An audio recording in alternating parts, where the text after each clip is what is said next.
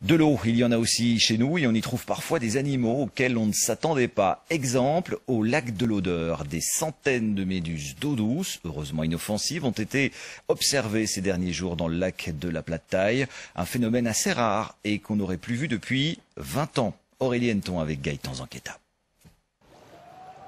Des bancs de méduses qui parcourent le lac de la Plate-Taille. Un spectacle que ce plongeur averti n'avait jamais vu en 13 ans de plongée.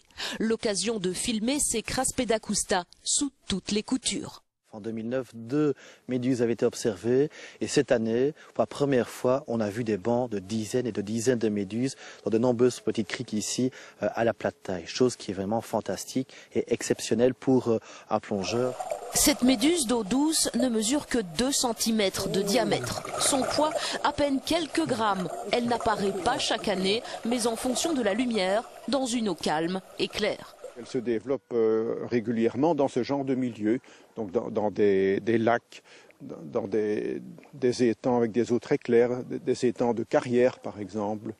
Donc parfois même dans d'anciens bras de la Meuse qui ont été fermés, on en trouve aussi.